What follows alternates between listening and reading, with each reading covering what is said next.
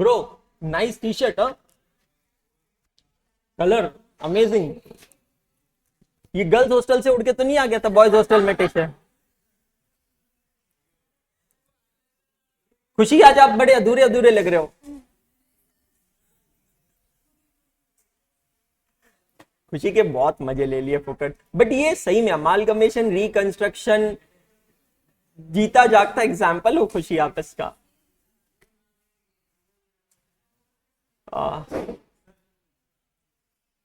चाहान कल बहुत मिस किया रे तुझे आगे। हाँ जी, good morning all of you.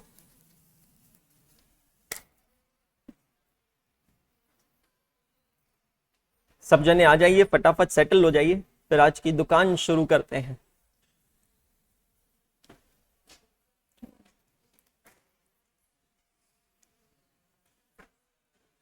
सब ठीक? इतने गुस्से से क्यों देख रहे हो मुझे? कुछ गलती हो गई मुझसे?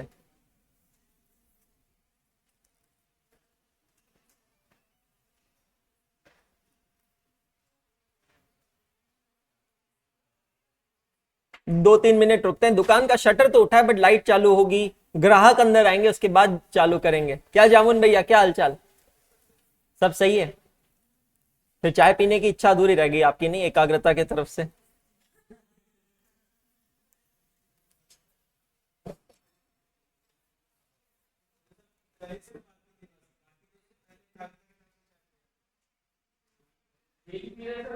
दर्शन सर कैसे हैं सर? बेटर है। मैंने कहा भाई 3 दिन क्लास नहीं लेगा तो चलेगा, पर ट्रिप कैंसिल नहीं होनी चाहिए, तो इसलिए उसको कहा है आराम का। हाँ अच्छी बात है ना भाई, इतने सालों बाद हमारा एक सपना पूरा होने जा रहा है, उसको अधूरा कैसे छोड़ सकते हैं। Friendship goals, doing a solo trip together. हाँ जी सर, गुड मॉर्निंग। ठरकी छोकरो स्वागत है। इसकी ड्रेसेस भी देखकर गुजराती फीलिंग आती है ना, इसकी शर्ट्स देखकर स्पेशली एकदम टिपिकल गुजराती स्टाइल की शर्ट्स है ना। वो पीके मूवी देखिए, पीके मूवी में ऐसी शर्ट्स होती है ना। आपको पता है उस मूवी के लिए आमिर खान ने जो शर्ट्स पहनी है, उनके costume designers they were roaming around Gujarat and Rajasthan and border जहां पे आप रहते हैं, और वहां पे जिसकी भी शर्ट पसंद आई ना, उसकी शर्ट उतरवा के ले ली और उसको उसके बदले नए कपड़े दे दिए। सो जो पीके मूवी में आमिर खान ने कपड़े पहने, they are the used clothes, they are not the new clothes, and they are picked up from the streets. जिससे पहनावा है अच्छा लगा है उठा लो।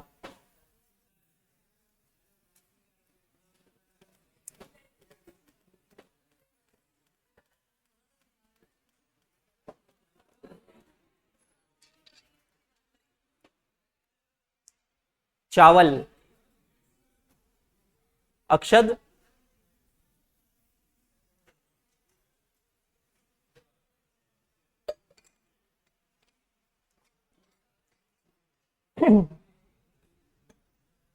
हाँ जी। So very very good morning all of you once again. Prem, what a shame, आगे आके बैठ भाई। सो 14 जून डेट है आज। आज की डेट की इंपॉर्टेंस ये है कि आज हमारे बिलव्ड सुशांत सिंह राजपूत को गए हुए 4 साल हो गए। आज का दिन मैं भूल नहीं पाता हूं, बिकॉज 2020 में अनअकैडमी जब मैंने ज्वाइन किया था, तो आज का वो दिन था जब पहले बार मैं एक सेशन चालू कर रहा था, evening tea with Anshul. Her Sunday को शाम को 4 बजे एक general chit chat session YouTube पे हुआ करता था। आज उसका पहला सेशन था। मेरे साथ ऐसा होता है और अभी भी ऐसा होता है कि जब भी कोई नया सेशन होता है, उस दिन काफी नर्वसनेस होती है, वो फियर होता है, घबराहट होती है, एंजाइटी होती है, जो आप लोगों के साथ एग्जाम से पहले भी होती है। तो मुझे अभी भी याद है, मेरा सेशन था 4 बजे और मैं उस समय अमरावती में था। 2020 का समय था, ग्लोबल लॉकडाउन हुआ था। दोपहर में 12 बजे से ही मुझे वो नर्वसनेस महसूस हो रही थी कि मैं 4 बजे के सेशन में क्या कहूंगा, कैसे कहूंगा, सब कुछ सही होना चाहिए। और स्टूडियो फर्स्ट फ्लोर पे था, घर ग्राउंड फ्लोर पे था, अमरावती में मैं था। 1:30 बजे मैं खाना खाने के लिए नीचे आया, तब मुझे मेरे कजिन ने कहा कि bro, SSR is no more. I am a very die hard fan of SSR। Really love his acting and all. So मैंने एक खींच के चमाट मारा उसके गाल पे. मैंने कहा इसके बाद ऐसा बोला ना बहुत मार खाएगा. And then he turned on the news and the news just started and I was left stabbed. Man, what has just happened? I mean वो एक ऐसी खबर थी, वो एक ऐसी न्यूज थी जिसको डाइजेस्ट ही नहीं कर पाया मैं. एंड आई एम श्योर आप में से भी बहुत सारे लोग होंगे. I mean how is that possible? I mean what just happened? उसके जस्ट पहले एक बहुत ही अच्छी मूवी आई थी छिछोरे, एंड बहुत अच्छी तरीके से वो समय मुझे याद है. मतलब 1:30 बजे खाने की थाली सामने पड़ी थी, भाई को झापड़ मार रखी थी और सामने आज तक चल रहा था. और आज तक पे जब वो न्यूज आई ना, वो फ्लैश हुई ना, तो दिमाग काम नहीं कर रहा था कि यार ऐसा कैसे हो सकता है. यार 4 साल हो गए और आज भी ये मिस्ट्री अनसॉल्व. 4 साल हो गए हैं और आज भी ये किसी को पता नहीं है कि सुशांत सिंह राजपूत का मर्डर हुआ था या वो सुसाइड था या वो एग्जैक्टली क्या था. उसके बाद बहुत सारी कॉन्स्पिरेसीज आई, बहुत सारी थ्योरीज आई, कुछ रबिश वीडियोस भी आए जो आपने देखा होगा कि उन्होंने सुशांत सिंह राजपूत की आत्मा से बात की है. देखे आपने कुछ videos? There were some foreign people who claimed that they connected with the soul of SSR. और फिर बाद में वो रबिश निकला सब कुछ. All set and done man. आज भी कुछ पोस्ट आते हैं, कुछ वीडियोस आते हैं जहां पर पता चलता है कि सुशांत सिंह राजपूत की गाड़ी आज भी उनके पटना में है ना घर, शायद पटना में घर के अंदर वो गाड़ी पार्क्ड है, रेंज रोवर. आई मीन क्या गुजरी होगी फैमिली पे यार. और बहुत बुरा हुआ. A very scholar person, a very amazing person, very noble person, and this is how it has happened. So destiny कभी भी किसी के साथ कुछ भी कर सकती है, बट हिज वर्क्स एंड उनकी जो एक्टिंग है supreme, amazing. There are few actors जो अपनी लिटरली एक्टिंग के लिए जाने जाते हैं. Sushant Singh Rajput was one of them, है ना. अमेजिंग. चलिए, सो वो जहां कहीं भी है, भगवान उनकी आत्मा को शांति दें. We really miss you. Homework question check करते हैं, आगे बढ़ते हैं. करें शुरू. माकड़ माकड़ माकड़ माकड़. माकड़ मतलब बंदर मराठी में. अच्छा, जगह नहीं थी. ओह, पहले तो बेटा थोड़ा खंबे से बाहर आओ. आपका खूबसूरत चेहरा नहीं दिख रहा है हर्ष भैया. अब देखो जगह होगी वहां पे. हाँ, अब दिख रहा है सर. हमाम से ना के आए लगता है आज. बहुत बढ़िया. चलिए, क्वेश्चन नंबर 1 तो आसानी से हो गया होगा, कुछ प्रॉब्लम नहीं हुई होगी. क्वेश्चन नंबर 1 काफी सिंपल था. मॉड्यूल से चेक कर लेते हैं. क्वेश्चन नंबर 1 मॉड्यूल का इलस्ट्रेशन नंबर 1 था. एग्जैक्टली जैसे हमने डिस्कस किया था, एग्जैक्टली वैसा ही क्वेश्चन था. क्वेश्चन नंबर 1 कितना टाइम लगा सॉल्व करने में? Question number 1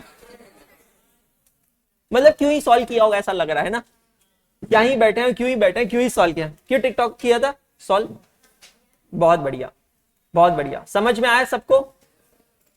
clear? हसमुख भैया एक बार चिड़िया की आवाज निकाल के दिखाओ. कौवा चिड़िया जिसकी आवाज निकाल दो. कौवा बिरयानी खाए थे. हाँ बेटा, आप सब लोग आगे बैठ जाओ, पीछे क्यों बैठे हो?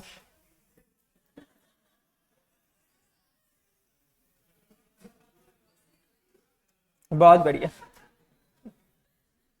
आवाज से पहचान गया ना. मतलब सिचुएशन ये हो गई कि तू धरती पे चाहे जहां भी रहेगा, तुझे तेरी कौवा से पहचान लेंगे, है ना. हाँ भाई साहब, जोरदार तालियां.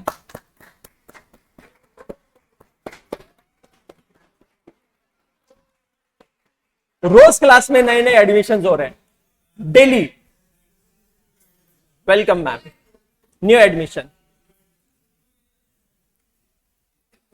चलिए, बहुत बढ़िया. आगे बढ़ते हैं. चेष्टा चेष्टी दोनों है.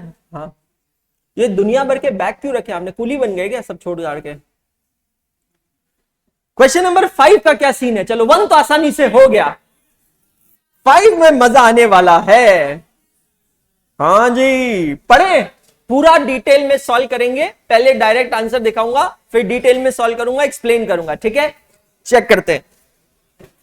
SK Engineering Company Limited manufactures two types of auto bearings,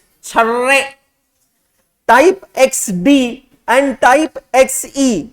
The company's record shows the following particulars for those bearings for the month of May 2018. अब डेटा देखिएगा, डेटा दिया है एक महीने का, मई 2018 का, ओके। डायरेक्ट मटेरियल दिया है, डायरेक्ट लेबर दिया, प्रोडक्शन ओवरहेड्स दिए, फैक्ट्री ऑफिस ओवरहेड्स दिए। अब नंबर ऑफ यूनिट्स हमें पता नहीं है, फिक्स्ड है कि वेरिएबल है ये भी हमें पता नहीं है, सिर्फ ये कहा है कि ये डेटा जो है एक महीने का है, for the month of May 2018। There was no WIP at the beginning और at the end, thank god बचे। It was ascertained that direct material cost per bearing for type XD was 160% of that of XE. XD हो कि XE हो कि A हो B हो, से कोई फर्क नहीं पड़ता। सबसे पहले तो सोचो इसका फॉर्मेट कैसा बनना चाहिए,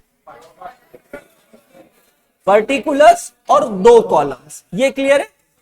एक कॉलम बनेगा XD का और दूसरा कॉलम बनेगा XE का, है ना। नॉर्मली कभी भी ध्यान रखना दोस्तों, क्वेश्चन के लास्ट स्टेटमेंट में दिया होता है, और पढ़ेंगे last statement, prepare a statement showing cost of production of each type of bearing and prepare a statement showing the selling price at which the bearing should be marketed if the company desires to earn a profit of 20% on selling price. 20% on selling price is equal to 25% on cost price. या tell me one thing, क्या हम ये दोनों questions को एक ही table में integrate कर सकते हैं? कैसे? टोटल कॉस्ट ले लेंगे, टोटल कॉस्ट में ऐड कर देंगे डिजायर्ड प्रॉफिट, आपको मिलेगा टोटल सेल्स। अब आपको टोटल सेल नहीं निकालना है, क्वेश्चन ध्यान से पढ़ना, सेलिंग प्राइस, और जनरली जो सेलिंग प्राइस होती है वो कैसी होती है? Per unit. तो अगर मैं उसको नंबर ऑफ यूनिट से डिवाइड कर दूंगा तो मुझे क्या मिलेगा? Selling price per unit. Sir आप लेट हैं sir, I am sorry sir. हाँ, और सर आज दूसरी कोई क्लास आप अटेंड नहीं कर पाएंगे sir for the whole day, और आई होप ये क्लियर है सबको, है ना? It's a very clear thing. 8:10 तक कॉस्टिंग की क्लास में आए तो आप आए, उसके बाद किसी भी क्लास में आए, दिन भर हॉस्टल में मस्त चिल करें, मौसम बढ़िया है बाहर का। ये क्लियर है? तो दोनों आंसर्स एक ही में इंटीग्रेट हो जाएंगे। I hope it is very much clear. Next point number 1 जो है वो हमें एक रिलेशनशिप बता रहा है कि मटेरियल कॉस्ट XD का कितना है, XE का कितना है। मुझे लगता है कुछ और अगर समझ में नहीं आया तो X लेकर इसे सॉल्व कर लेंगे। सपोज किसी को X लेते हैं तो कोई 1.6x हो जाएगा, something like that, right? Okay. Direct labour cost of XE was 40% of that of XE। Same thing over here, एक रिलेशनशिप हमें यहां पर दी गई है। Production overheads are absorbed on the basis of direct labour cost. अच्छा, अब यहां पर हमें ओवरहेड रिकवरी रेट निकालना पड़ेगा। प्रोडक्शन ओवरहेड्स का रिकवरी रेट होता है, ये रिकवरी रेट कैसे निकालेंगे? अगर आप देखेंगे total production overheads are 6,03,000 divided by total direct labour, क्योंकि स्टेटमेंट क्या कहता है? Production overheads are absorbed on the basis of direct labour, मतलब production overheads are some percentage of direct labour. We need to find out that percentage. Really 6,03,000 divided by 20,10,000 into 100. Oh yeah, it is 30% of direct labor. Check all of you. ये भी clear है सबको? पक्का? Office overheads were absorbed on the basis of factory cost. Factory cost कैसे निकालते हैं? Prime cost plus factory overhead. एक बात बताइए, अगर मैं यहां पर एक लाइन ड्रॉ कर दूं तो 38,10,000 प्लस 20,10,000 प्लस 6,03,000, यहां से मुझे फैक्ट्री कॉस्ट मिलेगी क्या? 64,23,000। चेक करिएगा। और मुझे ऑफिस ओवरहेड दिया है वो है 642,300। तो अगर मैं 642,300 को 64,23,000 से डिवाइड करके 100 से मल्टीप्लाई करता हूं तो क्या मैं कह सकता हूं? It is 10% of factory cost. Check करिएगा, ये रिलेशनशिप्स आइडेंटिफाई करना जरूरी है। तो मटेरियल और लेबर के बीच में जो रिलेशनशिप है वो एक्स निकालकर हम लोग कर सकते हैं, उससे हमें प्राइम कॉस्ट मिलेगा। प्रोडक्शन ओवरहेड्स है 30% ऑफ डायरेक्ट लेबर। तो इंडिविजुअल प्रोडक्ट वाइज भी अगर मुझे प्रोडक्शन ओवरहेड्स निकालने हैं तो इंडिविजुअल एक्स बी और एक्स ई का जो लेबर कॉस्ट होगा उसका 30%, राइट। फिर हम लोग स्लैब डालेंगे फैक्ट्री कॉस्ट। फैक्ट्री कॉस्ट जो इंडिविजुअल निकलेगा उसका 10% होगा हमारा administration overheads. Office overheads are also known as admin overheads, ठीक है। Selling and distribution overheads were ₹2 पर bearing sold for each type.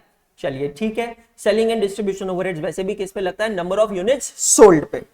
Stock of finished bearing on 1st May 2009 was 15,000 bearings at the rate of ₹15 and of XE and 20,000 bearings at the rate of ₹8 of the type XE। 1st May 2019 का stock है। क्या मैं इसे opening stock कह सकता हूं? Opening stock उसकी quantity और उसका रेट दोनों दिया है। Opening stock of finished goods का यूज कहां पर होता है, जब हम COGS निकालते हैं, ठीक है। चलिए, production during the month of May 2018 was as follows: 2,70,000 bearings of XD and 3,30,000 bearings of XE, and out of May's output 25,000 bearings of XE and 40,000 bearings of XE remain in stock। तो आपको current period का production भी दिया है और closing stock भी दिया है, लेकिन क्लोजिंग स्टॉक की वैल्यू नहीं दी है।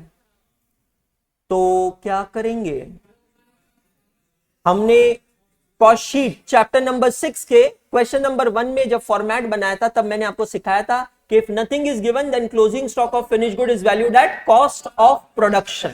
सिंपल है, कॉस्ट ऑफ प्रोडक्शन पे वैल्यू कर लेंगे, ठीक है। अच्छा, एक और इंटरेस्टिंग चीज है, यहां पर क्वांटिटी सोल्ड नहीं दी है, ओपनिंग दिया है, प्रोडक्शन दिया है, क्लोजिंग दिया है। Can I simply make equation as opening stock plus production minus closing stock is equal to quantity sold. Check all of you. So we can calculate. And why do we need quantity sold? To calculate selling and distribution overheads. Very good. सारे points हो गए. That's all. Question is over. Direct पहले answer check करते हैं जिन लोगों ने किया है, ठीक है। किन किन लोगों के पास आंसर है, सेलिंग प्राइस पर यूनिट है, मतलब वही चेक कर पाएंगे, बाकी लोग तो कहीं ना कहीं अटक गए, ठीक है। Here you go. Check your final answer. Selling price per unit 22.37 and 12.92. किस किस का सही आया है? Very good. Amazing. 22.37 and 12.92. These are the correct answers. Very good, all of you. Shrishti, Ramandeep, Khushi, Dimple, Danish, Chitrashri, Kratika, Shrishti, प्रकृति, very good, Kriyanshi, very good. अब बाकी लोगों के लिए कहां पे कोई अंडरस्टैंडिंग गैप रह गई थी, ये मैं समझना चाहिए। एब्जॉर्ब्ड वाली लाइन को इंटरप्रीट नहीं कर पाए। ओके, चलिए पूरा क्वेश्चन सॉल्व करते हैं A to Z। Come to your registers, write down question number 5/AAA/8.5।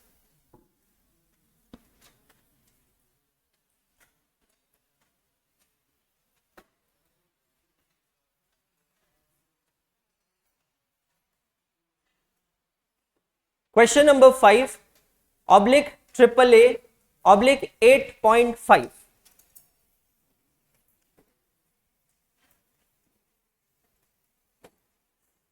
आज ये क्वेश्चन का बेनिफिट दो लोगों को सबसे ज्यादा होगा। एक जिन्होंने किया है और उनका सही आया, दूसरा जिन्होंने किया है पर उनका नहीं आया।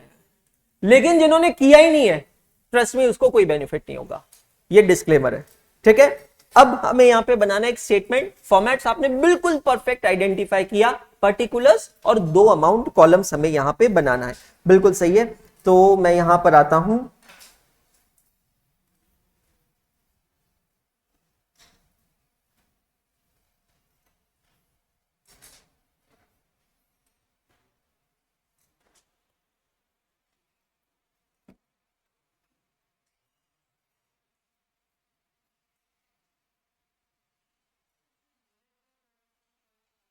क्या मैम, यूनिट पर प्रोडक्ट,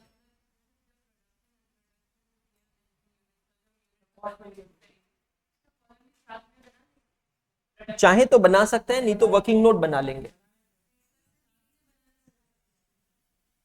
उसमें फिगर्स 3-4 जगह ही आएगी, वो 3-4 जगह की फिगर्स के चक्कर में मेरे हिसाब से वो पूरा प्रेजेंटेशन थोड़ा सा स्पॉइल हो सकता है, but as you wish.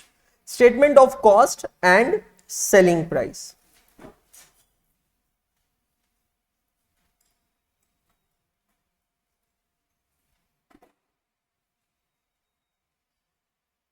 Statement of cost and selling price. Particulars XD and XE. Trust me guys, जिन लोगों का ये क्वेश्चन सही आया है, really I want to upload you, because आपका कॉस्टिंग का जो कहते हैं ना कॉमन सेंस का स्विच है, वो कुछ हद तक ऑन हो गया है। जिसका नहीं आया, अब सब जने फोकस कीजिएगा और आइडेंटिफाई कीजिएगा कि आपका स्विच कहां जाकर अटक गया था, ठीक है? वो आइडेंटिफाई करना काफी जरूरी है। Now ready all of you? हमें सिंपली एक कॉस्ट शीट बनानी है ना? सिंपल एक कॉस्ट शीट बनानी है। तो सबसे पहली कॉस्ट कौन सी आएगी यहां पर? Direct material cost.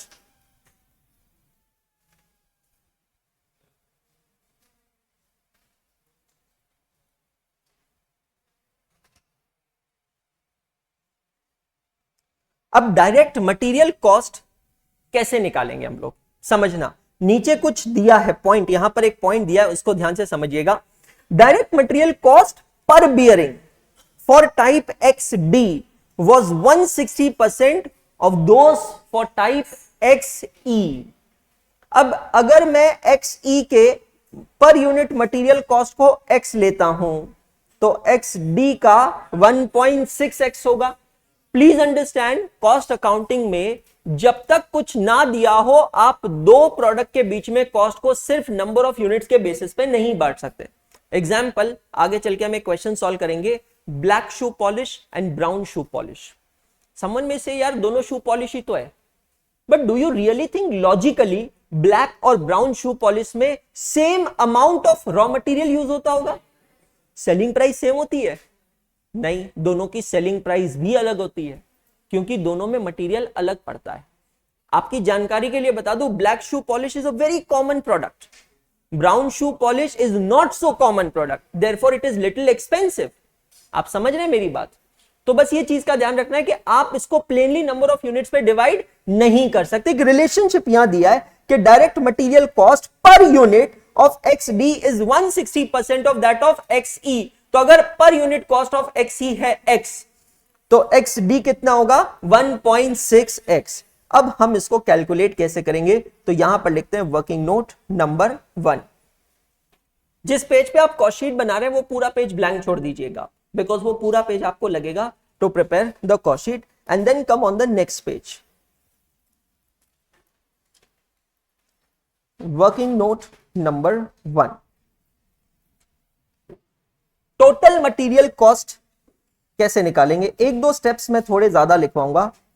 Total material cost is equal to material cost for X D plus material cost for X E. Is this clear? Total material cost is equal to material cost for X D plus material cost for X E. Clear है? अब total material cost हमें question में दिया है 38,10,000। 38,10,000 it is equal to, how can we calculate total material cost for X D? Can I say simple formula is number of units produced into cost price per unit. How many units are produced for X D? Point number 7 check कीजिएगा, 2,70,000 bearings. तो क्या मैं यहां लिख सकता हूं 2,70,000 into 1.6x? Check all of you. Do we know actual material cost per unit? No, but we know in relative terms. In relative terms it is 1.6x of that of XD। Okay, plus material cost for XE। What is the total production for XE? Check कीजिएगा question में, 3,30,000 bearings into, और इसका per unit को हमने क्या assume किया था? X assume किया था। ये क्लियर हुआ सभी को? Therefore 38,10,000 that is equal to 2,70,000 into 1.6, ये होता है दोस्तों 4,32,000 x प्लस 3,30,000 x। तो अब मैं ये ऐड करता हूं तो होता है 7,62,000 x। Clear? Therefore x is equal to, is it coming ₹5 per unit. अच्छा, अब थोड़ा स्पेसिफिक खुद के लिए लिख रहे हैं। x किसको अज्यूम किया था हमने? पर unit material cost for XD। तो मैं यहां पर लिखता हूं material cost per unit for XE। पहला कौन सा था भाई? XD और फिर XE। तो पहला XD है। XD का ₹5 नहीं है, है ना? XE का ₹5 है। तो XD का कितना है? It is 160% of that of XE। तो 5 का 160% कितना होता है? ₹8। यहां तक सबको क्लियर हुआ है? कोई परेशानी, problem? Check all of you. Chaitanya, is it okay? Clear? Shukla ji, all well? Sir perfect? Ansh, कोई प्रॉब्लम? आया था ये आंसर? ज्यादा ट्राई नहीं किया था? अच्छा, ऐसा थोड़ा सा टच करके आ गए थे। बहुत बढ़िया। खुशी मैडम, क्लियर है? ये आया था, फिगर्स आई थी ये वाली। ये भी गलत हो गया। कहां गलती की थी जरा बताएं। ओके, भूमि जी, क्या होता है ये? आया नहीं, वो तो मेरे को पता है ना, तो चेहरे से पता चल रहा है। कहां तक आया, कहां तक नहीं आया?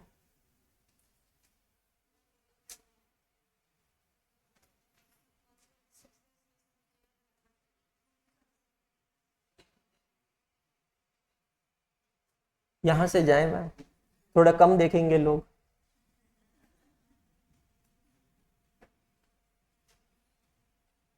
विकास भैया किए थे? आ गया था? चलिए बहुत बढ़िया, ये क्लियर हो गया। अब हमें टोटल मटेरियल कॉस्ट निकालना है, तो कैसे निकालेंगे? पर यूनिट है और पर यूनिट को मल्टीप्लाई करेंगे नंबर ऑफ यूनिट से। मतलब ये 8 को मल्टीप्लाई करेंगे 2,70,000 से और ये 5 को मल्टीप्लाई करेंगे 3,30,000 से। चेक कीजिएगा। सो 8 इंटू 2,70,000 ये होता है 21,60,000 और ये 5 इंटू 3,30,000 ये होता है 16,50,000। और एक बार दोनों की टोटल चेक कर लीजिएगा। क्वेश्चन में जो फिगर दिया 38,10,000 से मैच हो रही है क्या? चेक करिए। सो 2160, 1650, 2160 and 1650. Is this clear to all of you? Sir मैंने तो दोनों में 2,70,000 से मल्टीप्लाई किया था x और 1.6x से। बहुत बढ़िया, इसके लिए आपको मिलता है पुरस्कार। चेतना, अद्भुत, जबरदस्त। कहां से लाते हो इतना टैलेंट? कभी हमें भी दो थोड़ा। जबरदस्त। अब मटेरियल कॉस्ट के बाद दूसरी कॉस्ट कौन सी है? Labour cost. 20,10,000। 5 मिनट का समय दे रहा हूं, सभी जनों को बनाना है वर्किंग नोट नंबर 2। जैसे मटेरियल कॉस्ट मैंने बनाया है वैसे ही वर्किंग नोट बनेगा लेबर कॉस्ट का। वर्किंग नोट नंबर 2, रिलेशनशिप देखिएगा। Labour cost of per bearing of XE was 40% of XD। तो अगर XD की लेबर कॉस्ट है X, तो XE की कितनी होगी?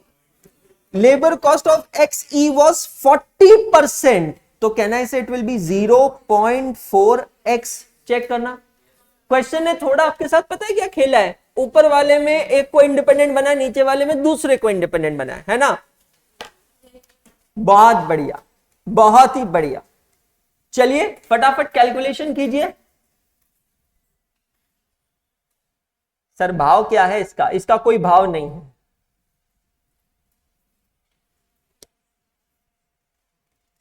अब अगेन देखो, यहां पर मैथमेटिक्स का यूज नहीं हो रहा है ना? बट ये वाला मैथमेटिक्स बच जाता है भाई। जो फाउंडेशन का दूसरा वाला मैथमेटिक्स है वो खोपड़िया के ऊपर की बात।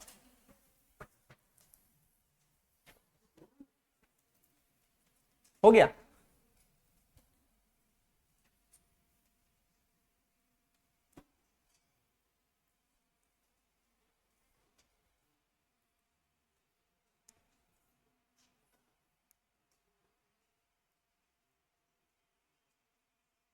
ऑफलाइन वालों के सामने सर ने मेरी बेइज्जती कर दी, मेरा तो सही हुआ। बहुत बढ़िया। पागल, बेइज्जती कब होती है?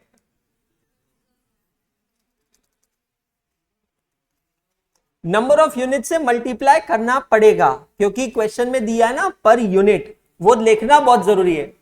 अच्छा, अगर दोनों के नंबर ऑफ यूनिट सेम होते थे ना तो आप डायरेक्टली x और x 0.4x ले सकते थे, बट वो नहीं कर सकते क्योंकि दोनों का प्रोडक्शन सेम नहीं है, दोनों का प्रोडक्शन अलग अलग है।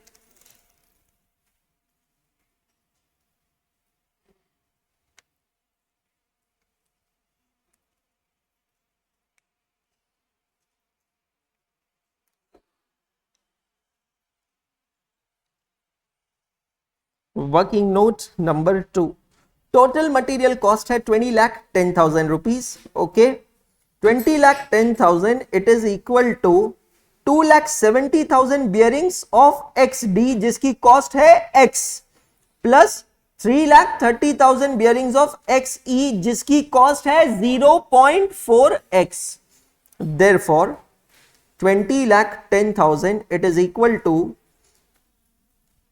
3,30,000 का 0.4 होता है 1,32,000 प्लस 2,70,000 ये होता है 4,02,000 x, and therefore x is equal to 20,10,000 divided by 4,02,000, amount comes to ₹6 per unit।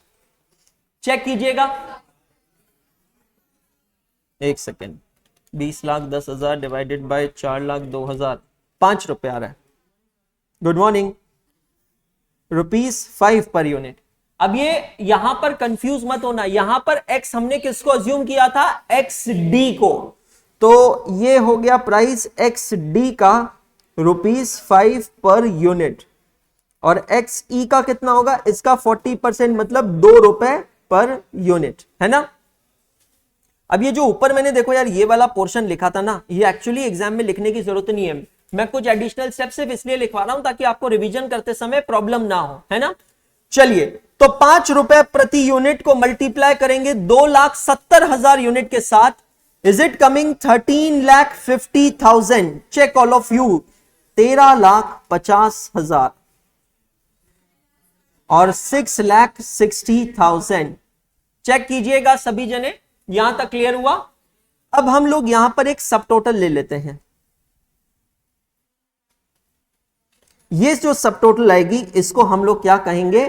Prime cost. बहुत बढ़िया, प्राइम कॉस्ट 13,50,000 प्लस 21,60,000, 35,10,000,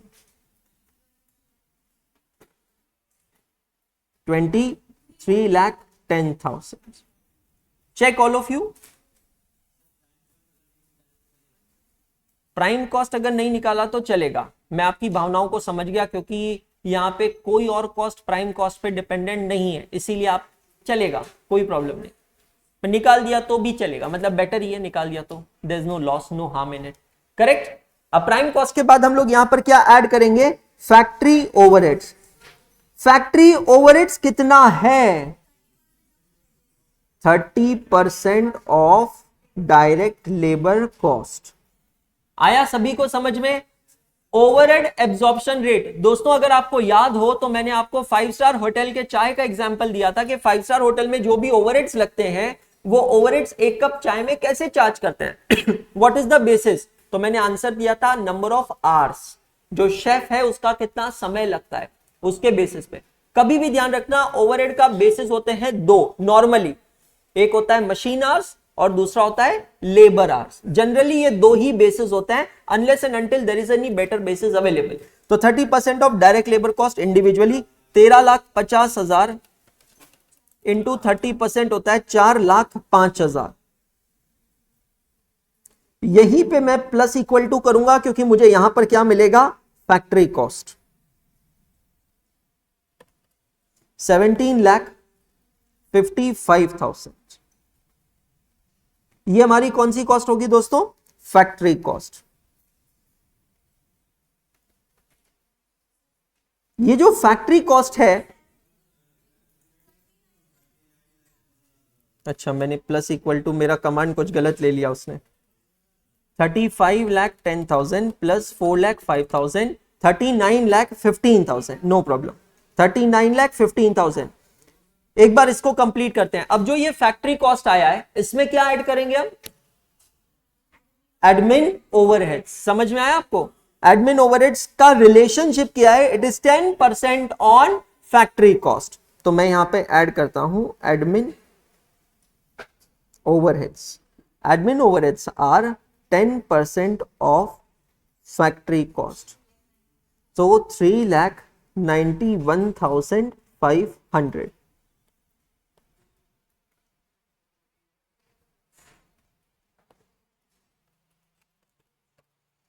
$43,06,500 आ रहा है, चेक करिएगा सभी।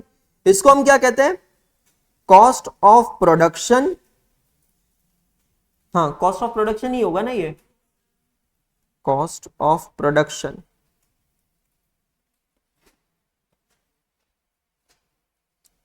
ठीक है, एक टाइप का मैं भी पूरा कर रहा हूं, आप मेरे साथ फुल कीजिए और फिर दूसरे बियरिंग का कंप्लीट कीजिएगा। कॉस्ट ऑफ प्रोडक्शन में क्या ऐड होता है, opening stock of finished goods. Opening stock of finish goods हमें क्वेश्चन में दिया है, चेक कीजिएगा point number 6। Stock of finish goods of bearing on 1st May was 15,000 bearings at the rate of ₹15। तो 15,000 bearings at the rate of ₹15, ये हुआ 2,25,000। सभी जने हैं मेरे साथ, इसमें से माइनस क्या करेंगे, closing stock of finished goods. Closing stock of finished goods के नंबर ऑफ यूनिट्स चेक कीजिएगा कितना है, एंड आउट ऑफ मेज output 25,000 bearings of XD and 40,000 bearings of XC would remain in stock। 25,000 bearings का stock है out of मेज production, मतलब FIFO method use हो रहा है सेल्स के लिए, तो जो ओपनिंग स्टॉक है वो पूरा बिक गया है। जो ये क्लोजिंग स्टॉक बचा है ये करंट प्रोडक्शन से बचा है, उसकी अलग से वैल्यूएशन दी है, नहीं दी है। तो जब नहीं दिया होता है तो वैल्यू होगा कॉस्ट ऑफ प्रोडक्शन पे। ध्यान से देखिएगा और कैलकुलेशन लिखते चलिएगा। The cost of production is 43,06,500 divided by number of units produced is 2,70,000 multiplied by how many bearings are in closing stock, 25,000 bearings are in closing stock। So 43,06,500 divided by 2,70,000 multiplied by 25,000, 398,750 आ रहा है क्या, check कीजिएगा, 398,750। तो अब आपको क्या मिलेगा, cost of goods sold.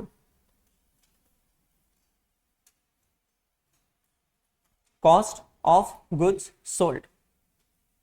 और लोकेश सब कंट्रोल में, क्लियर, पक्का। परवेसिव होकर बिल्कुल मत बैठना बेटा क्लास में, दिमाग नहीं चलाओगे तो कॉस्टिंग बहुत डिफिकल्ट बन जाएगा, दिमाग चलाओगे तो इससे आसान कोई सब्जेक्ट नहीं है। अब कॉस्ट ऑफ गुड्स सोल्ड में ऐड क्या होता है, selling and distribution overheads. Okay, selling and distribution overheads के लिए हमें लगेगा number of units sold. Sorry क्या,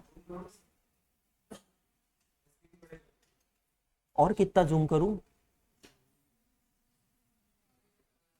और कितना जूम करूं जामुन, इधर उधर देखता ही क्यों है कि आंखें कमजोर हो जाए तेरी। ले भाई,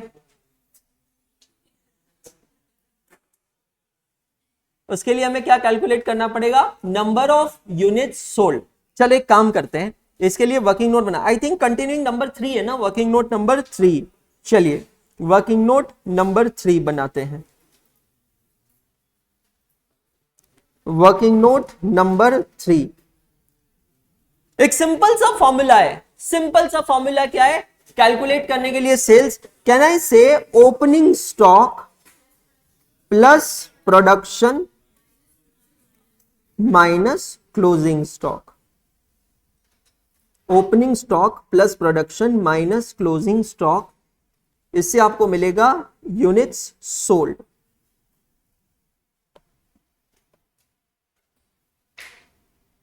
और ये यूनिट सोल्ड जो है ये आपके लिए इंपॉर्टेंट होंगे जब आप कैलकुलेट करेंगे सेलिंग एंड डिस्ट्रीब्यूशन ओवरहेड्स। ठीक है, तो मैं यहां नीचे लिख लेता हूं selling and distribution overhead per unit, I think 2 रुपए था if I am not wrong, it is ₹2 and ₹2। 2 columns बन गए, ये हो गया XD, ये हो गया XE।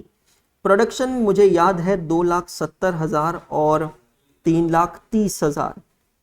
ओपनिंग स्टॉक की फिगर्स पिकअप कर लेते हैं। पॉइंट नंबर 6 में दिया है 15,000 एंड 20,000, 15,000 एंड 20,000। और क्लोजिंग स्टॉक कितना है 25,000 एंड 40,000। क्या हो गया अक्षर 25,000 एंड 40,000। जामुन भैया दिख रहा है अभी पक्का? हाँ जी, तो 15,000 plus 2,70,000 minus 25,000, 2,60,000 units. Check all of you, सही है ना? Total selling and distribution overheads, तो ये कितना हो गया 5,20,000। और यहां पर हुआ है 3,50,000 माइनस 40,000, 3,10,000 यूनिट्स, है ना? Multiplied by 2 rupees, 6,20,000 rupees. Office overheads, admin overheads एक होते हैं। अधिक जानकारी के लिए बेसिक्स के लेक्चर्स देखें। क्लियर हुआ पक्का? तो 520 एंड 620, अभी हम एक ही प्रोडक्ट का बना रहे हैं, तो मैं यहां पर लिखता हूं 520। COGS कैलकुलेट नहीं किया मैंने, कैलकुलेट कर लेता हूं 43,06,500 प्लस 2,25,000 माइनस 3,98,750 4,132,750। अब बेटा जी कॉस्ट ऑफ गुड्स सोल्ड में जब सेलिंग एंड डिस्ट्रीब्यूशन ऐड कर देते हैं तो हमें मिलता है cost of sales. Cost of sales, cost of sales हुआ आपका 46,52,750 rupees. Check all of you. अब इसमें हम क्या ऐड करेंगे? ऐड करेंगे प्रॉफिट। और डिजायर्ड प्रॉफिट कितना है? क्वेश्चन में दिया है 20% on sales. 20% on sales is equal to 25% on cost price, correct? तो मैं यहां पर लिखता हूं 25% ऑन कॉस्ट प्राइस। जिसको नहीं समझ में आया उनके लिए मैं एक्सप्लेन कर रहा हूं, थोड़ा सा ध्यान दे दीजिएगा, लिखिएगा मत, बाद में लिख लेना जैसे भी जगह बचे, जितनी भी जगह बचे। Everyone please focus. दोस्तों यूनिवर्सल फॉर्मूला है cost price plus profit equals to selling price. Clear हो गया? अब प्रॉफिट का परसेंटेज क्या दिया है 20% ऑन सेलिंग प्राइस। तो मैं क्या करता हूं, सेलिंग प्राइस को अज्यूम करता हूं 100। सेलिंग प्राइस को क्यों 100 अज्यूम किया? Because profit is given as a percentage of selling price. So if my selling price is 100, my profit will be 20। तो मेरी कॉस्ट प्राइस कितनी होगी? या 120? 120 लिख दो। क्यों सर? ये प्लस है यहां पर, ये बैलेंसिंग फिगर जो है ये आएगा 80। एक बार तो मन से 120 बोलने की इच्छा हुई होगी ना मैडम, आपके मुंह से निकलने वाला था ऑलमोस्ट 120। टिकटॉक के पीछे है ना, ऑलमोस्ट बोल चुके थे 120। तो 120 नहीं है 80 है। अब हमें यहां पर समझना है कि प्रॉफिट में have a percentage with selling price and profit may also have a percentage with cost price. We know profit as a percentage of selling price, that is 20 upon 100 into 100, which is equal to 20%. But we want to know profit as a percentage of cost price. So if you do this calculation, it becomes 25%. Therefore 25% on cost price is equal to 20% on selling price. Clear हो गया? हमें total cost पता है calculator पे 46,52,750, उसका 25% लेते हैं दोस्तों, चेक कीजिएगा 1163,187, 1163,187, 188 भी ले सकते हैं क्योंकि 0.5 है, अठन्नी का अब तो चलती भी नहीं है, चलेगा भाई, ठीक है। 187, 188 कुछ भी ले सकते हैं। अब इसको जब आप ऐड करेंगे तो आपको क्या मिलेगा, टोटल सेल्स, टोटल सेल्स 46,52,750, 58,15,937। मैं यहां लिखता हूं नंबर ऑफ यूनिट्स सोल्ड, क्योंकि हमें एक और क्वेश्चन सॉल्व करना है ना, सेलिंग प्राइस पर यूनिट, और नंबर ऑफ यूनिट सोल्ड में मैं रेफरेंस देता हूं वर्किंग नोट नंबर 2 का। क्यों दिया 2 का? क्योंकि नंबर 2 में हमने कैलकुलेट किया number of unit sold. Check करो बेटा कितना है, 2,60,000, सॉरी 3 है, अच्छा 2,60,000। तो अब हमें जाकर मिलेगा क्वेश्चन का एक और answer, therefore selling price per unit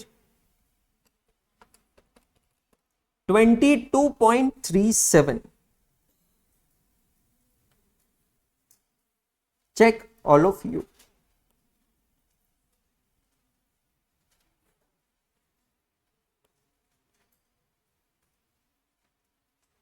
Have you got this answer, all of you? आया समझ में? पक्का? अब एक काम करिए, इसी तरीके से दूसरे प्रोडक्ट का पूरा कॉलम कंप्लीट कीजिए। जो दूसरा प्रोडक्ट हमने बनाया ना, उसका पूरा कॉलम कंप्लीट करना है। प्राइम कॉस्ट है हमारे पास 23,10,000, डायरेक्ट लेबर कॉस्ट है 6,60,000, उसका 30% होता है 1,98,000 प्लस 23,10,000, तो फैक्ट्री कॉस्ट आएगी 25,08,000। Check all of you. Admin overheads कितने हैं, 10% ऑफ फैक्ट्री कॉस्ट, मतलब 2,50,800 है ना।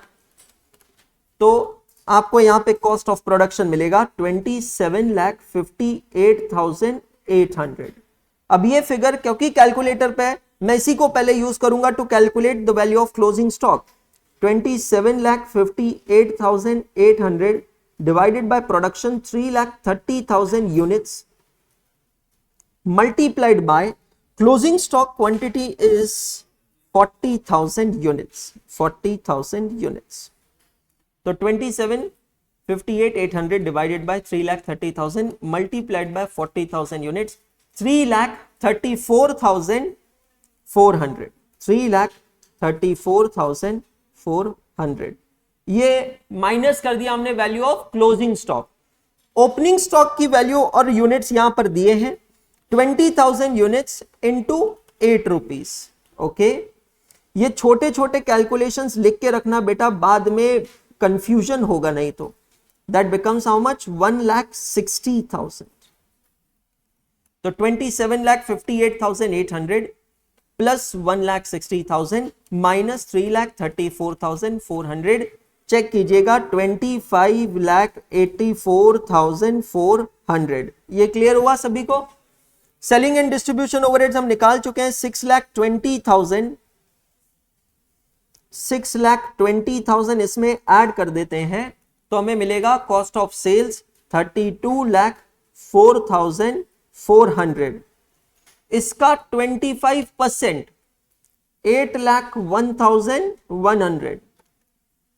Total sales 40,05,500। Number of units sold 3,10,000 divided by 3,10,000, Is it coming to rupees 12.92? Check all of you.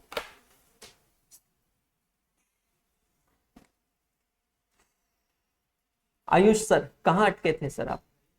सही आ गया था? कितना टाइम लगा था? 40 मिनट लगे थे। हर्ष भाई आ गया था आंसर, टाइम लगा था। अकेले बैठे थे या साथ में बैठे थे? नहीं, कैमरा तो चेक हो जाएगा, उसकी चिंता मत करो।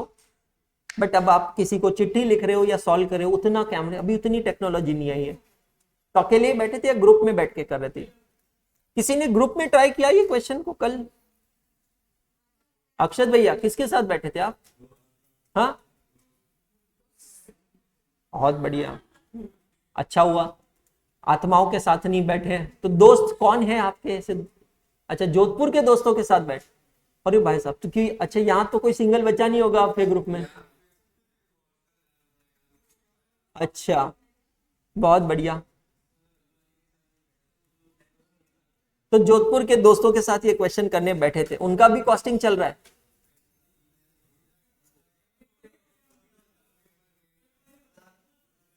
मतलब सीनियर दोस्त, सीनियर्स के साथ बैठे हैं आप, बहुत बढ़िया दोस्त।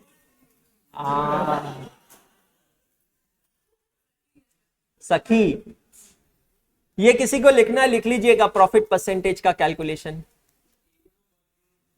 हाँ, दिखाता हूं वापस। प्रेम भैया किया था आपने? मैं प्यार की बात नहीं कर रहा हूं, सोल्यूशन है। प्रेम दिल वाले, किया था, हुआ नहीं। कोशिश तो बहुत किए थे सर, बट बहुत अच्छा क्वेश्चन है ये, बहुत अच्छा, मजा आया ना?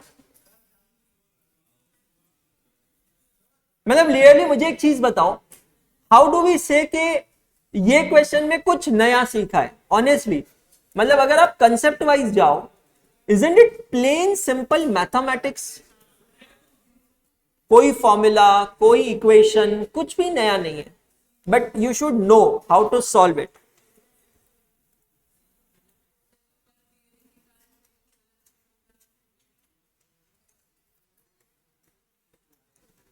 सर एक डाउट है कि ये एडमिन ओवरहेड्स तो प्रोडक्शन से रिलेटिंग है, तो वो क्या सीओजीएस में ऐड नहीं होगा instead of factory cost?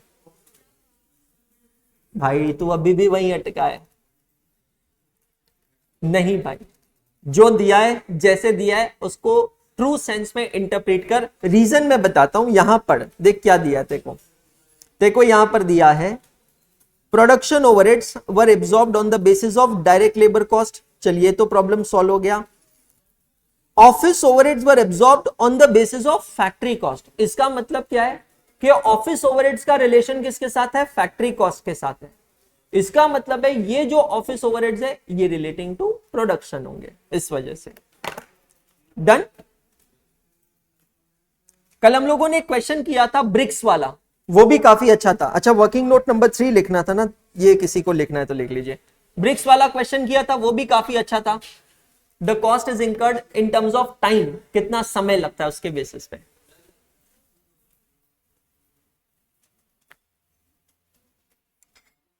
One number करने के बाद जब ये क्वेश्चन किया होगा तो एकदम ईस्ट वेस्ट फील हुआ होगा। One number is like nothing.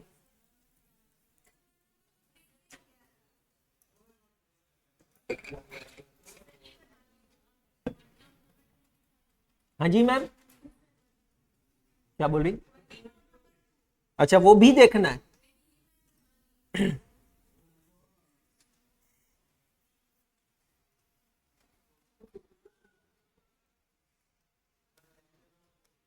Lecture number sir आज का है 10।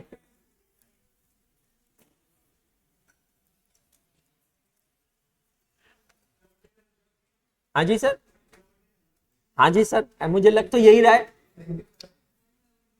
प्रेम दिलवाले, कोशिश तो बहुत किए थे पर बना नहीं है question.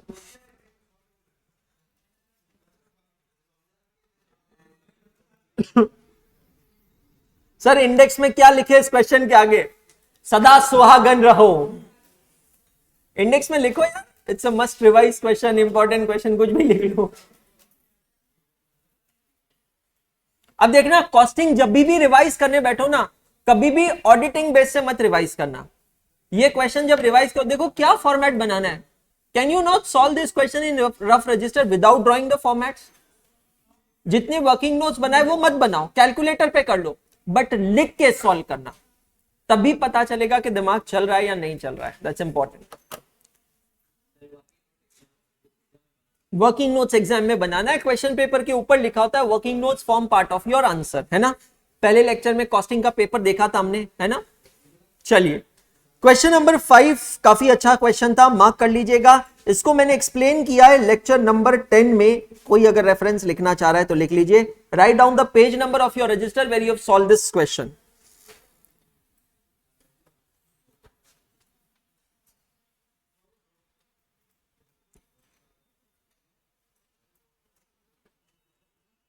Come to question number 2।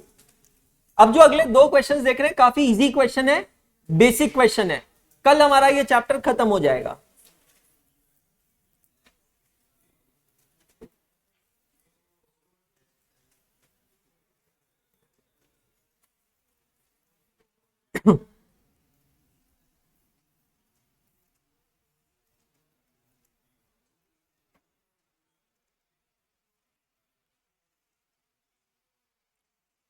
ये क्वेश्चन एग्जाम में अगर आएगा तो कितने मार्क्स का आएगा? ये क्वेश्चन यहां पे आया है, it can come for 10 marks. 10 mark का आ सकता है, 10 मार्क। 10 मार्क के क्वेश्चन का स्टैंडर्ड टाइम क्या है? 18 मिनट्स। तो अब आपको ये टारगेट सेट करना है कि 18 मिनट्स में से सॉल्व करना है। कॉस्टिंग के अंदर एक और ट्रिक बताता हूं मैं आपको। आप जब भी क्वेश्चन सॉल्व करोगे घर पे, तो आप ना उसका ड्यूरेशन क्वेश्चन के पास टेक्स्ट बुक में लिख के रखिए, ताकि आपको आगे से पता रहेगा कि मेरी स्पीड क्या पहुंच गई और मुझे अभी और कितना इंप्रूव करना है खुद में, है ना। ये जरूरी है। चलिए, क्वेश्चन नंबर 2। यहां पर हम आज एक नया फॉर्मूला सीखेंगे। मैंने आपको फर्स्ट लेक्चर में कहा था कि I am not going to give you formula book readymade. अपने रजिस्टर्स के पीछे आएंगे आप, और पीछे से 5 पेजेस ब्लैंक छोड़ दीजिए। 5 पेजेस मतलब 5 leaves, not like this 5 pages. मतलब टोटल 10 पेजेस आप ब्लैंक छोड़ेंगे और हेडिंग लिखेंगे फॉर्मूला बुक। अपने रजिस्टर्स में पीछे से 5 pages blank. These 5 pages are more than enough to write down all the formulas of cost accounting. किसी को लगता है उसकी हैंडराइटिंग ज्यादा बड़ी है तो 1-2 पेज ज्यादा छोड़ दो, that's all. And write down heading formula book. Done? जितने भी फॉर्मूलास हम लोग सीखेंगे पूरे कॉस्ट अकाउंटिंग में, आप लोग वो फॉर्मूलास को यहां पर लिखेंगे। एक और ट्रिक बताता हूं, जो मार्जिन के अंदर की स्पेस है वहां पर आप उसका चैप्टर नंबर रेफरेंस लिख लेंगे। जैसे अभी एक नया फॉर्मूला जब मैं सिखाऊंगा, फॉर्मूला तो आप मेन पेज पे लिखेंगे। अब आपको बाद में ये रिकलेक्ट होना चाहिए ना कि ये फॉर्मूला कौन से चैप्टर का है। तो जो मार्जिन के अंदर की स्पेस है, जहां पे मे बी आप फॉर्मूला के लिए नंबर लिखेंगे 1 2 3 4, वहां पे आप सिर्फ चैप्टर का रेफरेंस दे दीजिएगा, है ना। चलिए पढ़ते हैं, क्वेश्चन सॉल्व करते हैं और फिर फॉर्मूला में लिखते हैं। Atharv Pharmacare Company Limited produces a uniform type of a drug and has a manufacturing capacity of 3000 units per week of 48 hours. What is the meaning of capacity? ठीक है, 100% capacity है 3000 यूनिट्स पर week of 48 hours. अब हमें यह नहीं पता कि एक वीक में 6 वर्किंग डेज है या 7 वर्किंग डेज है, हमें यह नहीं पता कि डेली के वर्किंग आवर्स कितने हैं, लेकिन हमें यह पता है कि एक वीक में कितने घंटे काम हो रहा है, 48 आवर्स काम हो रहा है। मुझे नहीं पता जरूरत होगी कि नहीं, बट एक डेटा और हम लोग यहां कैलकुलेट कर सकते हैं। अगर मैं 3000 को 48 से डिवाइड करता हूं तो मुझे पता चलेगा कि आवरली प्रोडक्शन कितना हो रहा है। Is it coming to 62.5 units per hour. ये कुछ डेटा माइंड में रखना चाहिए, जब भी यूज होगी तब देखेंगे। From the records of the company, the following data is available relating to the output and the cost of the 3 consecutive weeks. 3 week का डेटा दिया है, आउटपुट भी कितना बना है और कॉस्ट भी कितना बना है। एक बात बताइए, अगर कैपेसिटी 3000 की है तो जरूरी है मैं 3000 यूनिट्स ही प्रोड्यूस करूं? हमने इस पे डिस्कशन पहले किया है कि actual production depends on multiple factors, जैसे कि मैं कितना बेच सकता हूं, मार्केट में कितनी डिमांड है, एक्सेट्रा एक्सेट्रा एक्सेट्रा। तो आप अगर देखेंगे तो वीक नंबर 1 में हमने सिर्फ 1200 यूनिट्स बनाए, ओनली 1200 यूनिट्स। वीक नंबर 2 में 1600 यूनिट्स और वीक नंबर 3 में 1800 यूनिट्स। मतलब हम लोग अंडर कैपेसिटी पे काम कर रहे हैं, वो हमारा भी शायद एजेंडा नहीं है। अब आपको वीकली मटेरियल कॉस्ट भी दी है, वेजेस भी दिए और फैक्ट्री ओवरहेड्स भी दिए। दोस्तों हमें पता है डेटा को देखकर एनालाइज करना पड़ेगा कि इसका नेचर क्या है। Is it variable cost, is it fixed cost और is it semi variable cost. Sir वो कैसे आइडेंटिफाई करते हैं, चलिए मैं आपको सिखाता हूं। वीक नंबर 1 का मटेरियल कॉस्ट कैलकुलेटर पे लीजिए 9000। Take week number 1 material cost on your calculator 9000। Is this clear to all of you? लिया सभी ने? अब उसको डिवाइड करेंगे आप फर्स्ट वीक के आउटपुट से जो कि है 1200 यूनिट, तो divided by 1200 unit. Is it coming 7.5? अब रुको, ये तो सिर्फ रेट निकला है ना, अभी पता कैसे चलेगा कि वेरिएबल है या फिक्स्ड है? अब ये 7.5 को मल्टीप्लाई करेंगे सेकेंड वीक के प्रोडक्शन के साथ इनटू 1600। Is it coming 12,000? मतलब क्या मैं कह सकता हूं कि सेकेंड वीक का मटेरियल कॉस्ट रेट भी 7.5 है। अब थर्ड वीक का भी चेक कर लो, 13,500 डिवाइडेड बाय 1,800, ये भी 7.5 है। तो क्या मैं कह सकता हूं कि मटेरियल कॉस्ट वेरिएबल है? वेरिएबल का मतलब क्या होता है? वेरिएबल का मतलब होता है the total cost varies in proportion to the output. Brother rate per unit is fixed, but आप टोटल कॉस्ट को फिक्स नहीं कह सकते हो। अगर टोटल कॉस्ट फिक्स होती थी ना तो बेटा हर लेवल ऑफ एक्टिविटी में सेम अमाउंट दिया होता था। इसको कौन सी कॉस्ट कहते हैं? Variable cost. क्लियर हो गया पक्का सभी को? 100%। चलिए डायरेक्ट वेजेस का सेम कैलकुलेशन करते हैं। वीक 1 में 3600 डिवाइडेड बाय 1200, रेट आ रहा है 3 रुपीज का। 4800 डिवाइडेड बाय 1600, रेट आ रहा है 3 रुपीज का। 5400 डिवाइडेड बाय 1800, रेट आ रहा है 3 रुपीज का। ये भी कौन सी कॉस्ट है? Variable cost. मैं फिर से रिपीट करता हूं definition of fix cost, variable cost. आप लोग रेट पे जा रहे हैं, रेट की बात नहीं हो रही है, हम लोग कॉस्ट की बात कर रहे हैं। कॉस्ट जब मैं कहता हूं तो total cost. Fixed cost is a cost which remains fixed irrespective of level of activity. Imagine करिए सपोज यहां पर मैं फिक्स्ड ओवरहेड्स लिख देता हूं 2000, 2000, 2000। क्या ये अमाउंट फिक्स्ड है? चाहे मैं वीक 1 में कितने भी यूनिट्स बनाऊं, वीक 2 में भी कितने यूनिट्स बनाऊं, वीक 3 में भी कितने, इसको कौन सी कॉस्ट कहेंगे? Fixed cost. ये क्लियर हो गया? अब आते हैं वेरिएबल कॉस्ट पे। वेरिएबल कॉस्ट किसे कहते हैं? They are those cost which varies with the level of activity. Level of activity का मतलब होता है नंबर ऑफ यूनिट्स। जब मैंने 1200 यूनिट बनाए तो 3 रुपए के हिसाब से 3600 रुपए वेजेस लगे। जब मैंने 1600 यूनिट बनाए तो भी 3 रुपए के हिसाब से 4800 यूनिट्स लगे, प्राइस लगा। और जब मैंने 1800 यूनिट्स बनाए तो 3 रुपए के हिसाब से 5400 लेबर कॉस्ट लगी। Is this clear? अच्छा, जस्ट अंडरस्टैंडिंग के लिए टेल मी वन थिंग, अगर मैं फिक्स्ड कॉस्ट का ग्राफ बनाता हूं और वेरिएबल कॉस्ट का ग्राफ बनाता हूं तो क्या मैं कहूंगा फिक्स्ड कॉस्ट का ग्राफ ऐसा बनेगा और वेरिएबल कॉस्ट का ग्राफ ऐसा बनेगा? क्लियर हो गया? कोई प्रॉब्लम? अब एक काम करो, फैक्ट्री ओवरहेड्स में देखो क्या सीन बन रहा है। 31,000 डिवाइडेड बाय 1200, अरे कुछ अलग ही आ रहा है, 25.83। Okay, 33,000 divided by 1600, 20.625। 34,000 divided by 1800, ये क्या हो गया भाई? पहली बात, ये फिक्स्ड नहीं है। अगर ये फिक्स्ड होता था तो तीनों में सेम अमाउंट होता था। Do you agree with me? दूसरी बात, ये वेरिएबल भी नहीं। अगर ये वेरिएबल होता था तो तीनों में रेट पर यूनिट भी सेम हो। जो फिक्स्ड नहीं है, जो वेरिएबल नहीं है, उसे क्या कहते हैं? सेमी वेरिएबल कहते हैं। समझ में आया आप लोगों को? तो अब सेमी वेरिएबल को हमें डिस्ट्रीब्यूट करना पड़ेगा। सेमी वेरिएबल मतलब फिक्स्ड प्लस वेरिएबल। तो सेमी वेरिएबल को हमें स्प्लिट करना पड़ेगा, फिक्स्ड को अलग करना पड़ेगा, वेरिएबल को अलग करना पड़ेगा। ठीक है, क्वेश्चन क्या है? Assuming that the company is charging a profit of 20% on selling price. Again 20% on selling price is equal to 25% on cost price. Find out the price per unit when the weekly output is 2000 units. Process in your mind and tell me the format.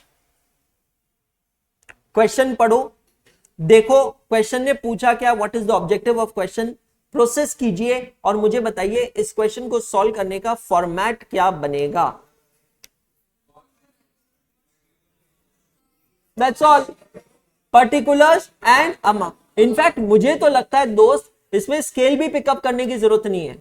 गिन के देख लो, 6 line का solution है। देखो पहली line में material cost, material cost 2000 unit 7.5 रुपए से, ठीक है। नेक्स्ट लाइन में वेजेस 2000 यूनिट 3 रुपए से। कोई प्राइम कॉस्ट फाइम कॉस्ट की जरूरत ही नहीं है। उसके बाद में फैक्ट्री ओवरहेड्स रेफरेंस दे देंगे, वर्किंग नोट नंबर 1, क्लियर हो गया।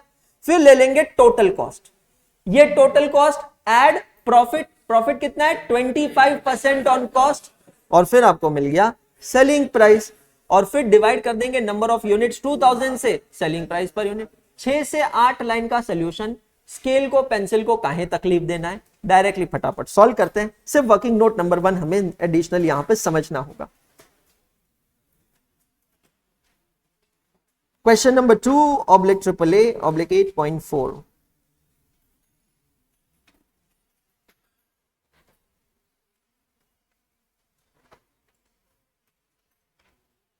अब एक्सपेक्ट मत करना कि ये क्वेश्चन एग्जाम में आएगा, पर ये क्वेश्चन क्यों दिया है, just to understand how do you split the semi variable cost.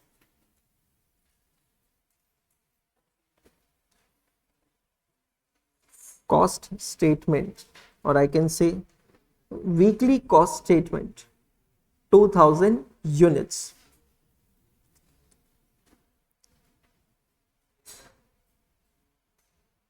Direct material cost at the rate of rupees 7.5 per unit. So 2000 into 7.5, that gives you 15,000. Direct wages at the rate of rupees 3 per unit. 2000 into 3, 6,000. Then what else you have? Factory overheads. Reference working note number 1, which we don't know right now. Then we'll take total cost, add desired profit at the rate of 25%. Then you will get what? Total sales. Then selling price per unit. कैसे निकलेगा? Total sales divided by 2000 units. Check all of you.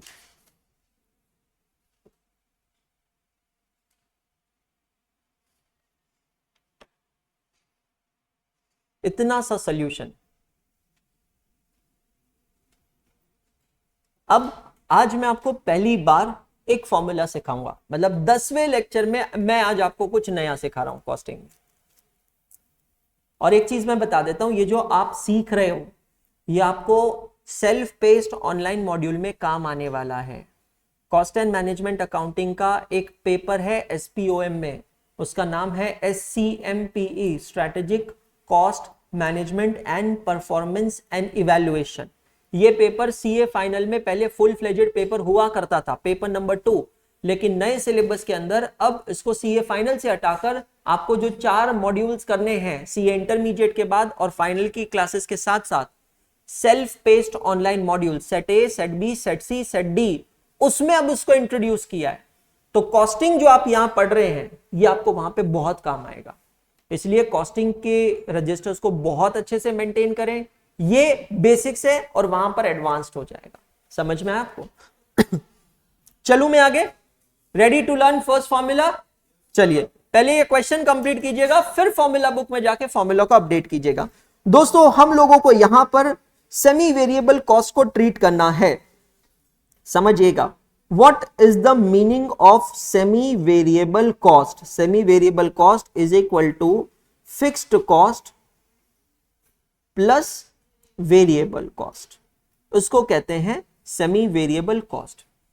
अब सवाल यहां पर आता है कि आखिर हम इसको अलग कैसे करेंगे, तो एक फॉर्मूला यहां पर हम लोग लिखेंगे।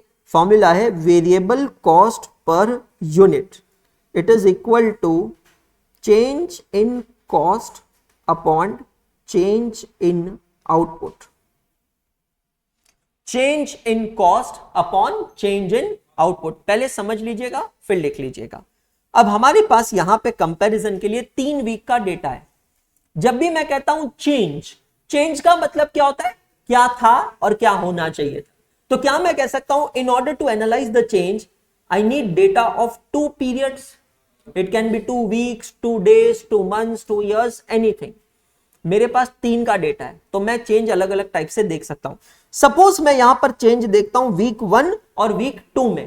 पहला क्वेश्चन है, पहली बार फॉर्मूला देख रहे हैं, थोड़ा डिटेल एक्सप्लेन करता हूं। वीक 1 और 2 में फॉर्मूला क्या बताया मैंने? सबसे पहले वेरिएबल कॉस्ट को हम लोग स्प्लिट करेंगे।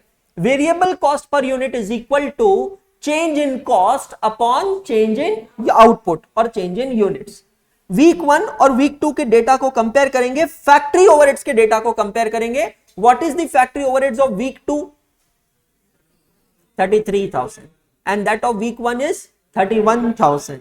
ओके, तो मैं यहां पर लिखता हूं week 2 and 1 33,000 minus 31,000 divided by what is the output of week 2? Check all of you, 1600 and week 1 is 1200। Check करिए कितना आंसर आ रहा है। 2000 न्यूमरेटर में, 400 रुपए, 400 यूनिट डिनोमिनेटर में, is it coming ₹5 per unit? मुझ पे भरोसा मत करो, मैं और क्रॉस वेरीफाई करवा। सॉरी क्या बोल रहे हैं? ये कर लिया था। अरे सर आप जीनियस हो, अमेजिंग। मैं कहता हूं आप इंटर क्यों दे दो, सीधा फाइनल दे दो। अब एक काम करते हैं, किसको कंपेयर करें? 3 और 2 को, वीक 3 एंड 2 डायरेक्ट लेते हैं। 3 में 34,000 और 2 में 33,000, दोनों में डिफरेंस 1,000। आउटपुट का डिफरेंस देखिए, 1800 और 1600, 200। Is it still coming ₹5 per unit? अच्छा एक और कर सकते हैं, परम्यूटेशन कॉम्बिनेशन में पढ़े हो ना मैथ्स में, एक और कर सकते हैं। अब किसको कंपेयर करें? Week 3 and 1। Okay no problem. 3 34,000, 1 भूमि फिर से छापने में जा रहे हो, आप समझ नहीं रहे हो क्या? हाँ आ गया, समझो, लिखना छोड़ो अभी। नहीं लिखो, अभी लिखो मत, समझो। यहां पे 34 माइनस 31 कितना हुआ बेटा? 3000। डिनोमिनेटर बताइए, 1800 minus 1200, is it still coming ₹5 पर? दोस्तों मैं फिर से कह रहा हूं, कुछ फॉर्मूलाज बनाने आने चाहिए, रटना नहीं है। बहुत सिंपल फॉर्मूला है। अगर 2 चीजें फिक्स्ड है तो ये फॉर्मूला काम नहीं करेगा, 2 चीजें वेरिएबल है तो भी काम नहीं करेगा। सेमी वेरिएबल के केस में डिफरेंस समझ में आएगा। आगे चलकर हम लोग एक मार्जिनल कॉस्टिंग में कंसेप्ट पढ़ेंगे, उसका नाम है कॉस्ट इन डिफरेंस पॉइंट। बहुत प्रैक्टिकल चीज है, वहां पर ये फॉर्मूला कैसे काम आएगा मैं आपको बताता हूं। एग्जाम्पल लेते हैं इलेक्ट्रिक व्हीकल और पेट्रोल व्हीकल का। अगर आप अभी पेट्रोल व्हीकल लेने जाते हैं तो कार सस्ती पड़ेगी, लेकिन रनिंग कॉस्ट ज्यादा होगी। रनिंग कॉस्ट मतलब कॉस्ट पर किलोमीटर। लेकिन अगर आप ईवी लेते हैं तो कार महंगी पड़ेगी, लेकिन रनिंग कॉस्ट सस्ती पड़ेगी। मतलब आप अगर इन दोनों चीजों को देख रहे हैं तो एक कॉस्ट एक की ज्यादा है तो दूसरे की कम है, और दूसरे की दूसरी कॉस्ट कम है तो पहले की ज्यादा है। ऐसा क्यों है? क्योंकि नई टेक्नोलॉजी है तो वो उसमें रिसर्च एंड डेवलपमेंट कॉस्ट ज्यादा ले रहे हैं। अब आप एज अ कंज्यूमर सोचना चाहोगे कि मैं कौन सी गाड़ी लूं। ध्यान से सुनना, अगर आप पेट्रोल व्हीकल लेते हैं 10 लाख में आ जाएगी, इलेक्ट्रिक व्हीकल लेते हैं शायद 20 लाख में आए। अब आप ये सोच रहे हैं क्या मुझे अभी एडिशनल 10 लाख रुपए खर्चा करना चाहिए या नहीं करना चाहिए। आपको नहीं लगता आप चाहोगे कि कोई मुझे काश ये बता दे कि अगर मेरा इतने किलोमीटर तक का रनिंग है तो मुझे पेट्रोल कार सस्ती पड़ेगी और इतने किलोमीटर के ऊपर मुझे इलेक्ट्रिक कार सस्ती पड़ेगी। अच्छा लॉजिकली सोच लो, अगर मेरा रनिंग कम है तो आपको नहीं लगता पेट्रोल कार बेटर है? भले पर किलोमीटर कॉस्ट ज्यादा पड़े भाई, पर केपेक्स तो कम लग रहा है, अभी का मेरे को पैसे तो ज्यादा नहीं देने पड़ रहे। लेकिन अगर मेरी रनिंग बहुत ज्यादा है, रोज का 50, 60, 100 किलोमीटर जो भी है, तो ज्यादा सस्ती वो कार पड़ेगी जिसमें वेरिएबल कॉस्ट कम हो। पता नहीं ये कैलकुलेट कैसे करें, वो किलोमीटर कितने होते हैं उसको कहते हैं cost indifference point.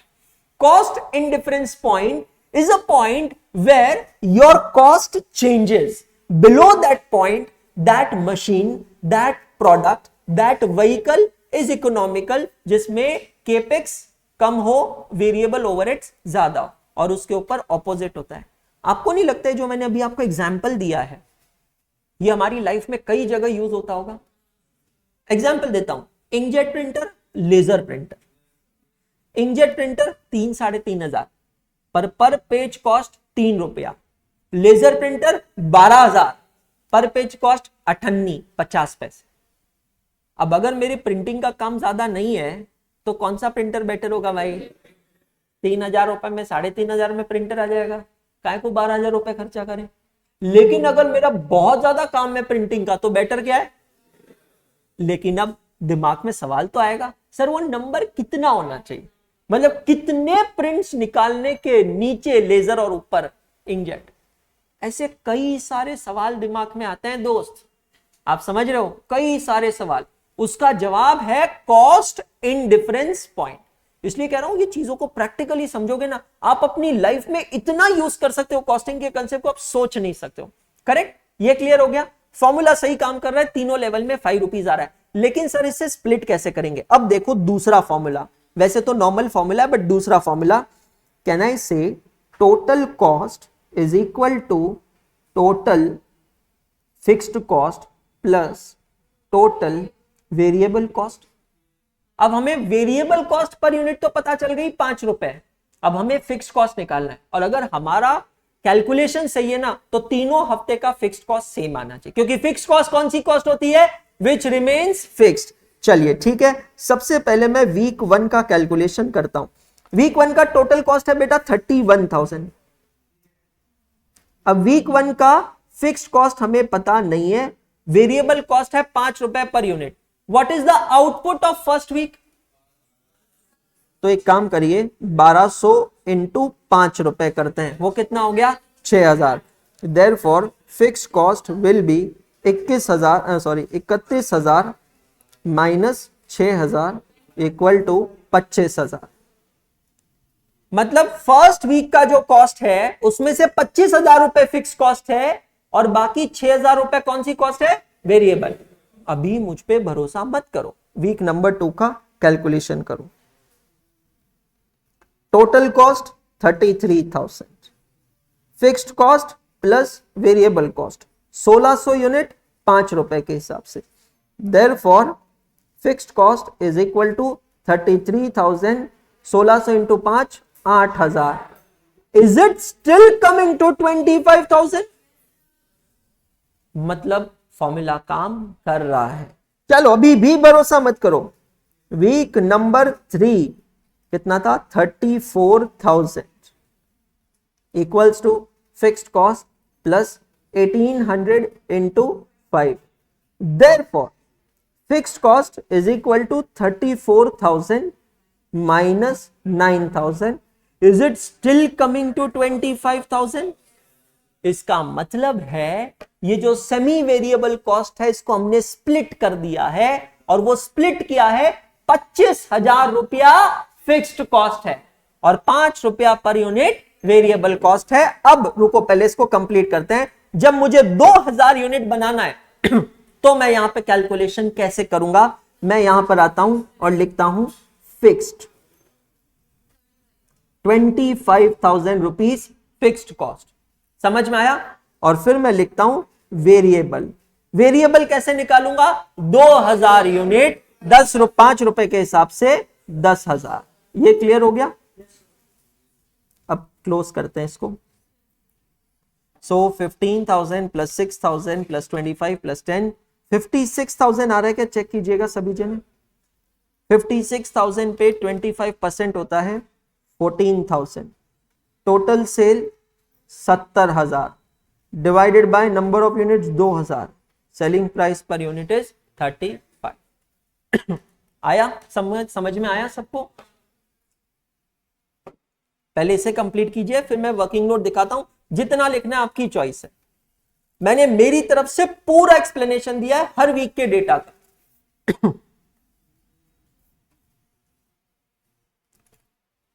Trust me, पूरे कॉस्ट अकाउंटिंग के अंदर ना सबसे बड़ी ब्लेसिंग अगर कुछ है, सबसे इंपॉर्टेंट कैलकुलेशन जो लाइफ में भी काम आता है, वो है classification of cost on the basis of variability.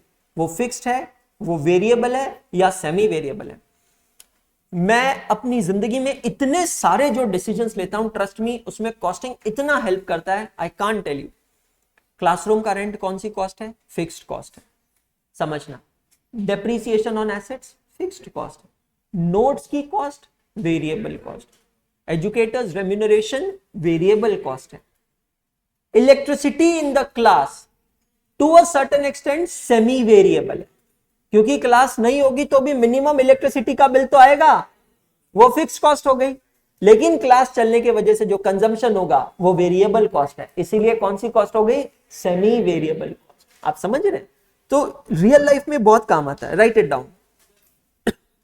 अभी भी नहीं हुआ?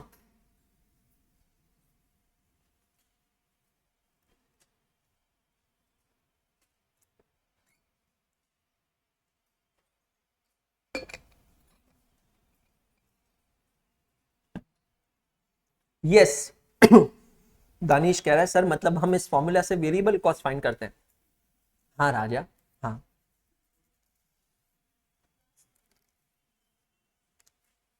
तो आप अपनी फ्रेंड के साथ पढ़ते हैं कॉस्टिंग, या कुछ और पढ़ते हैं और कॉस्टिंग बीच में आ जाता है? किताबें बहुत सी पढ़ी होगी तुमने। कितना ब्लश कर रहा है यार अक्षर।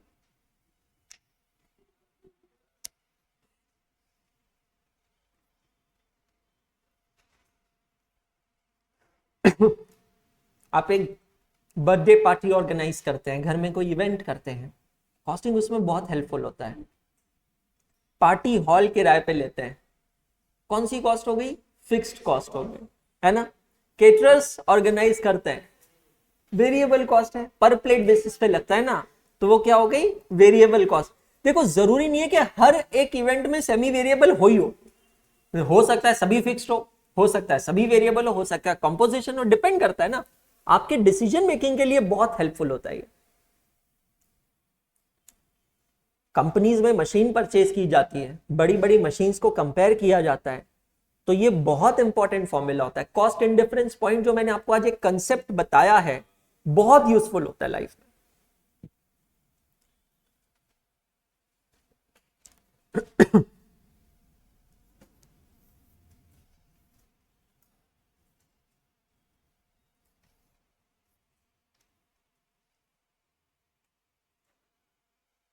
सर 5 कैसे आया है?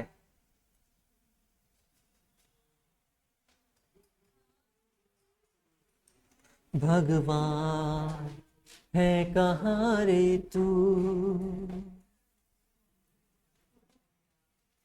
ऐसा रोजीना प्लीज लेक्चर में पीछे जाना रिकॉर्डिंग्स होने के बाद और वापस शुरुआत से देख लेना, ठीक है?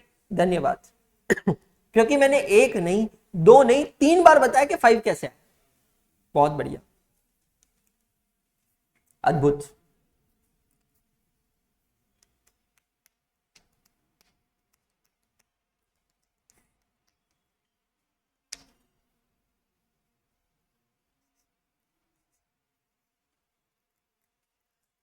देखो मराठी में गौरी क्या लिखती है, पूर्ण रामायण झाली आणि ते म्हणते रामाची सीता कोण.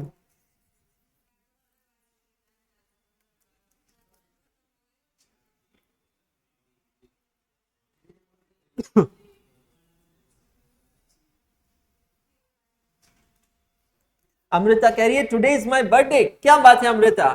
Happy birthday to you, happy birthday to you. Very good. ये कौन था बैकग्राउंड सिंगर? जामुन. इसका सीजन जैसे जैसे जा रहा है ना, वैसे वैसे ये अलग ही फल बन रहा है. किसका? जामुन.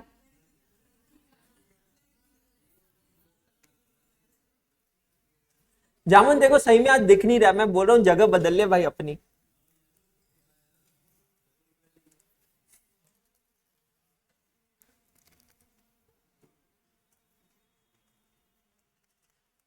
डन. एग्जाम में सिर्फ किसी एक लेवल का ही कैलकुलेशन करना, ये इतना पूरा मत करके आना, है ना. किसी एक लेवल को कंपेयर करके वेरिएबल कॉस्ट निकालना, put it up in the formula of total cost and get the fix cost. That's all.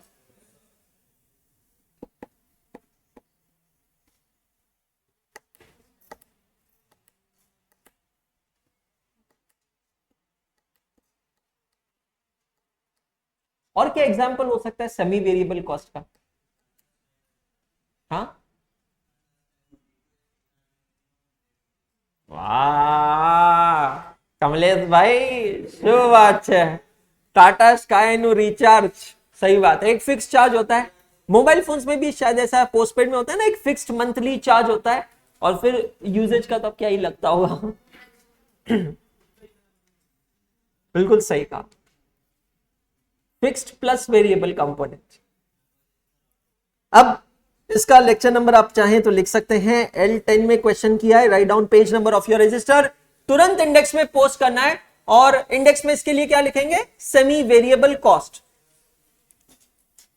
अच्छा, आपने रजिस्टर के पीछे वो फॉर्मूला बुक बनाई ना, वहां पर जाकर फॉर्मूला लिख दीजिएगा. सेमी वेरिएबल कॉस्ट के केस में वेरिएबल कॉस्ट पर यूनिट का फॉर्मूला, वहां पर बाद में ना कुछ बुकमार्क लगा देना, ताकि बाद में आप डायरेक्टली वो पेज पे टर्न कर सके.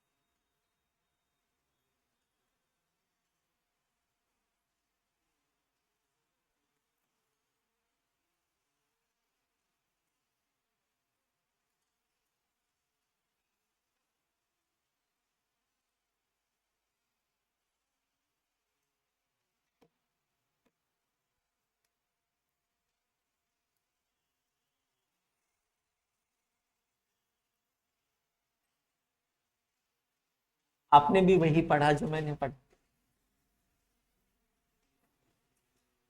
चलिए क्वेश्चन नंबर 3 करते हैं. बहुत अच्छा क्वेश्चन है, और ऐसा सिमिलर क्वेश्चन मई 2019 के एग्जाम में आ चुका है. ध्यान से सुनना है, पढ़ना है, क्योंकि आपने अभी इसको सॉल्व करना है. Wonder limited has a capacity of 1,20,000 units per annum. Capacity मतलब at its optimum capacity the production cost are as under. वैसे optimum का मतलब 100% नहीं होता है. optimum is a word between minimum and maximum, पर optimum का मतलब average भी नहीं होता है. optimum का मतलब होता है reasonable level, satisfied level, है ना. optimum के ऊपर होता है maximum, लेकिन capacity का मतलब होता है maximum 100%. Direct material cost per unit दिया है. क्या मैं इसके आगे V लिख सकता हूं? क्योंकि पर यूनिट दिया है, तो ये कौन सी कॉस्ट हो गई? Variable cost. Direct labour ₹60 per unit, कौन सी cost? Variable cost. Fixed overheads, हैला कितने जीरो है, 30 lakh per annum fixed. Variable overheads दिया है। सेमी वेरिएबल ओवरहेड समझना, चैप्टर नंबर 6 का क्वेश्चन नंबर 7 हमने किया था। चैप्टर नंबर 6 का क्वेश्चन नंबर 7 वो याद है? फर्स्ट 3 मंथ्स, नेक्स्ट 9 मंथ्स, वहां ऐसा कुछ था। ₹20 lakh per annum up to 50% capacity, मतलब 0% से 50% तक 20 लाख पर एनम, ठीक है। An extra amount of 4 lakh for every 25% increase in capacity and part thereof। इसका मतलब क्या है? 51% से लेके 75% तक 4 लाख रुपए बढ़ जाएगा तो 24 लाख पर एनम, और 76% से लेकर 100% तक 28 लाख पर एनम, ठीक है, not a problem. The production is to be made to order and not for stock, ये वाले पार्ट को समझना। The production is made to order and not for stock, इसका मतलब क्या है? हम लोग फिनिश गुड्स बना के नहीं रखते हैं, ऑर्डर बेसिस पे होता है, पहले ऑर्डर आता है फिर बनाते हैं। If the production programme of the factory is as indicated below and the management desires a profit of 20 lakh for the year, work out the average selling price at which it should be sold. First 3 months 50% capacity, remaining 9 months 80% capacity। यहां पर आकर लिख लो same as chapter 6 question number 7। On the contrary वो वाला question थोड़ा ज्यादा complicated था, ये उससे कम कॉम्प्लिकेटेड है। कितने समय में कर लोगे? कितने समय में कर लोगे? 10 मिनट हो गया? अभी किए? ये कर क्या है? अभी किया? हो भी गया? रजनीकांत हो, बिहारी रजनीकांत भाई साहब, 10 मिनट आपका भी हो गया भाई साहब। पैसा मांगता है अपन को, बस पैसा मांगता है। चलो 10 मिनट्स में सॉल्व कीजिए, अमेजिंग। जिसका हो गया चैप्टर नंबर 12 के क्वेश्चन सॉल्व करो, खत्म कर दो आज ही चैप्टर नंबर, उड़ा दो, खत्म। चैप्टर 12 उड़ा, खत्म खत्म खत्म कर दो। चैप्टर नंबर 12 कॉस्टिटी है राजा, जॉब कॉस्टिंग, 2 दिन में वो भी चैप्टर खत्म, बस सिलेबस खत्म, छुट्टी, गाओ घर। 10 मिनट में क्वेश्चन को सॉल्व करना है, वेरी गुड। अब थोड़ी कॉम्पिटेटिवनेस फील हो रही है क्लास में, मां कसम।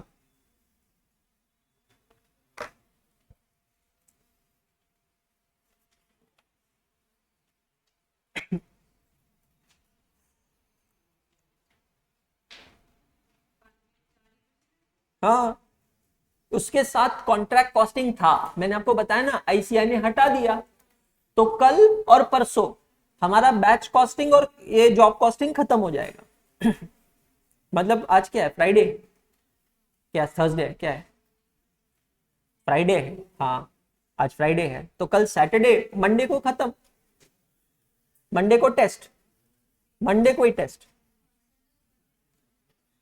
संडे को पढ़ लो। कुछ नया बचा नहीं, एक्चुअली बता रहा हूं टॉपिक में।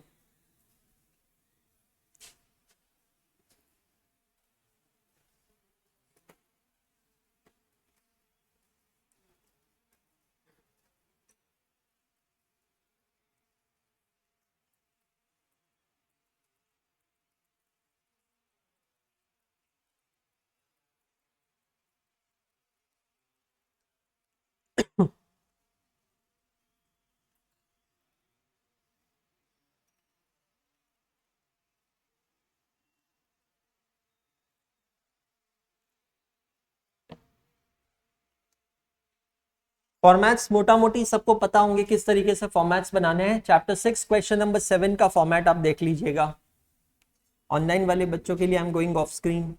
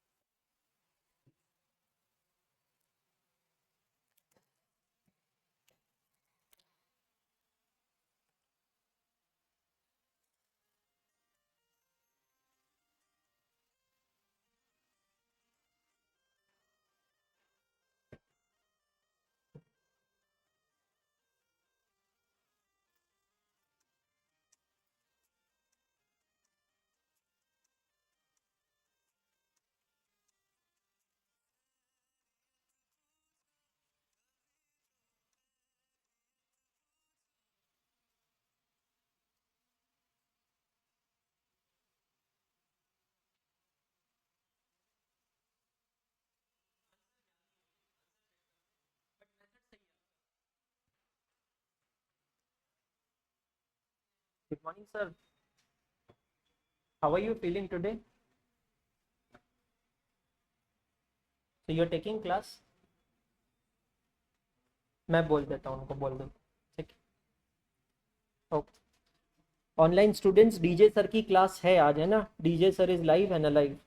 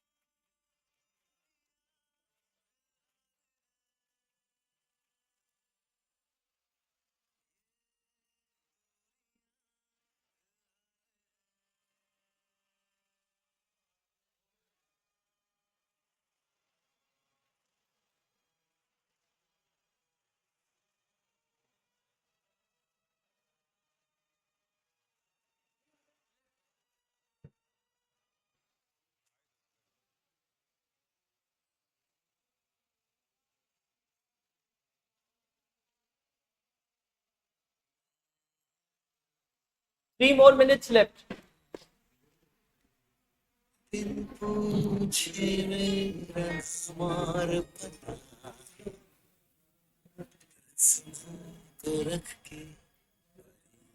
हो गया कितना?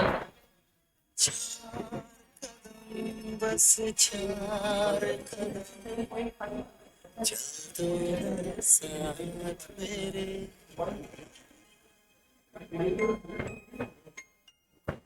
337.5. दिल पूछे मेरा रस्मों को रख के परे 4 कदम बस 4 कदम चल दो ना साथ मेरे. कुछ बिन कुछ सुने चार कदम बस चार कदम चल दो ना साथ मेरे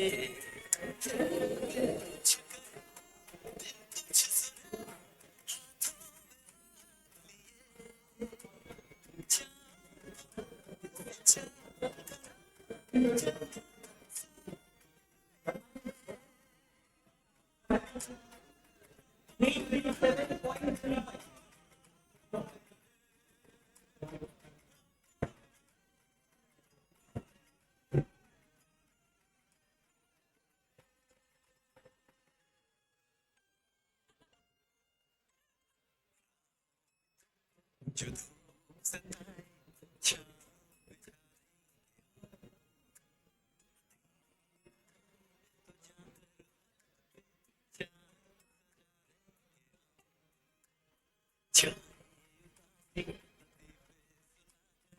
तुझको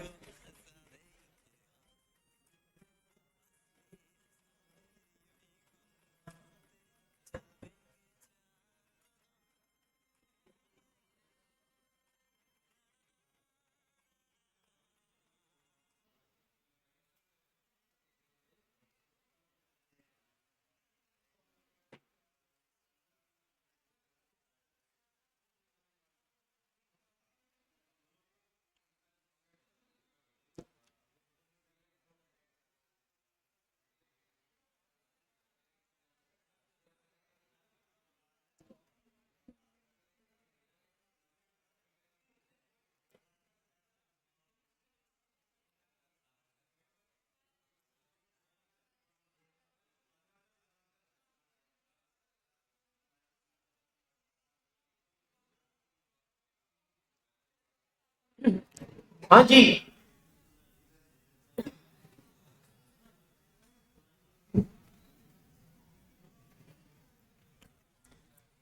हाँ जी, all of you done your answers.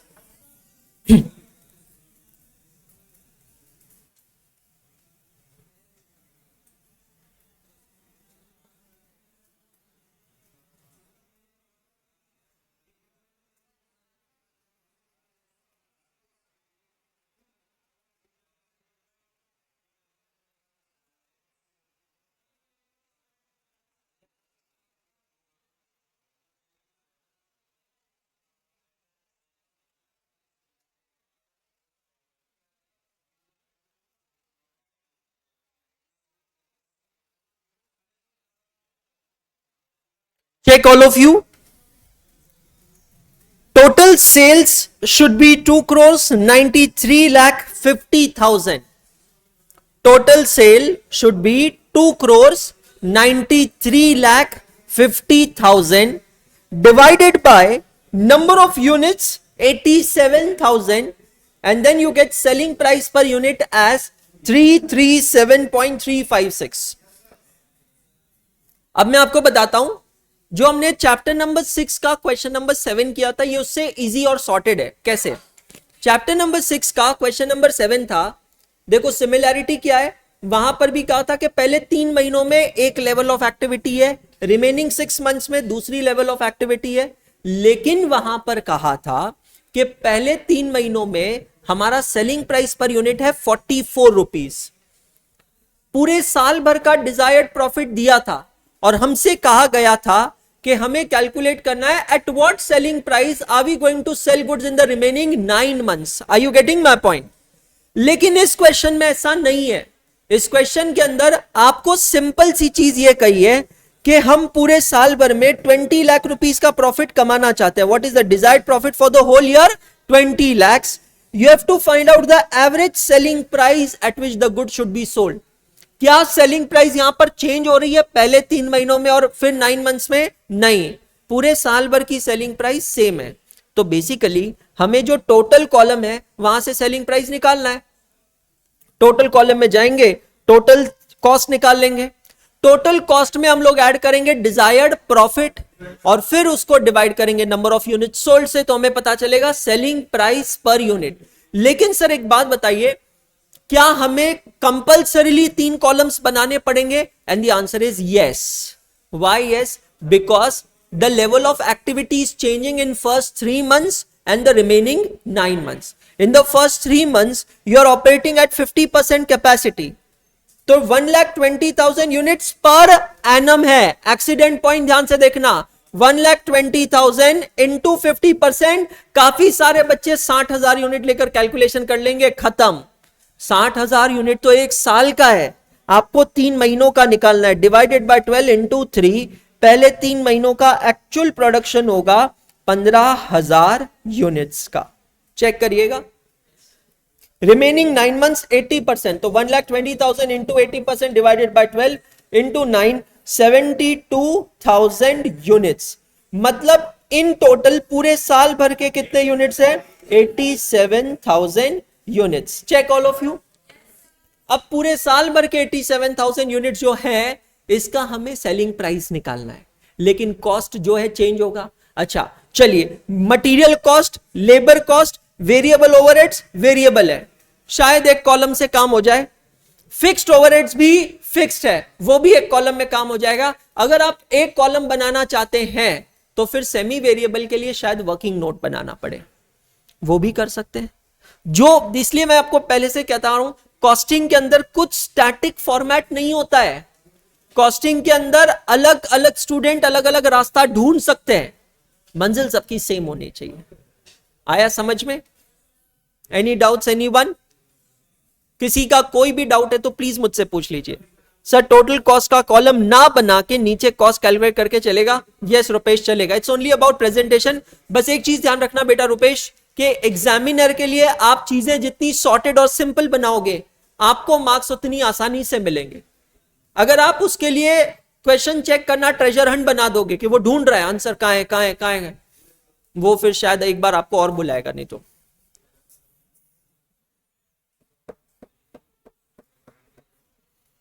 सबका हो गया है? कोई प्रॉब्लम? चलिए इंडेक्स में चलिए, ये क्वेश्चन को पोस्ट कीजिए. क्वेश्चन नंबर 2 भी हो गया, क्वेश्चन नंबर 3 भी हो गया.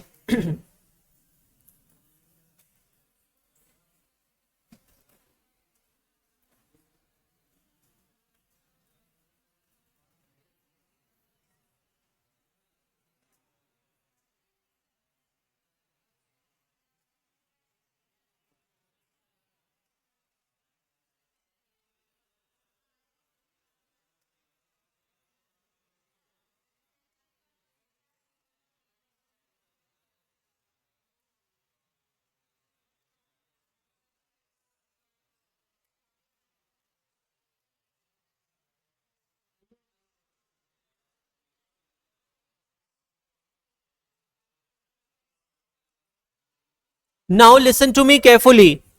Your homework for today, which you have to do in rough book, is chapter number 12, question number 4. Your homework for today, lecture number 10. Your homework for today, which is lecture number 10, is chapter number 12. Chapter number 12 का title है job costing. Let me tell you, ये chapter बिल्कुल same है. In fact हो सकता है कुछ समय बाद ये चैप्टर को मैं अपनी बुक में मर्ज कर दूं. मैं आपको बैकग्राउंड बताता हूं. पहले ये चैप्टर का नाम था जॉब एंड कॉन्ट्रैक्ट कॉस्टिंग, लेकिन अब कॉन्ट्रैक्ट कॉस्टिंग आपके सिलेबस से हटा दिया गया है. तो अब आपके सिलेबस में क्या बचा? Job costing.